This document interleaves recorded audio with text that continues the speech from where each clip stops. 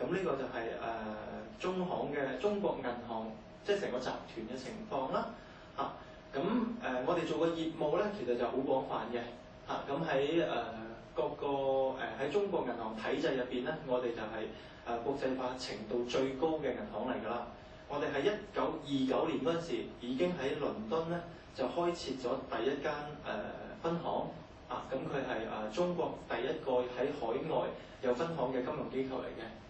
咁直到而家發展到而家咁我哋中國銀行喺境內咧，即係中國內地嗰度咧，就有超過中國銀行啦。咁其實呢度就係指我哋嘅集團。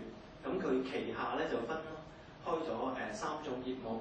咁一種咧就係商業銀行，就係大家平時都會比較容易理解嘅，即係好似譬如我要攞錢存錢咁就去到啲銀行度做嘅嘢，其實嗰啲就叫商業銀行啦。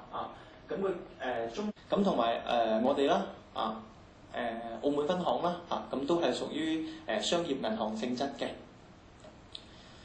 咁另外有一部分咧就係做投資銀行嘅，即係譬如好似我哋嘅中銀國際或者中銀集團投資有限公司咁就係做投資。好，咁講完。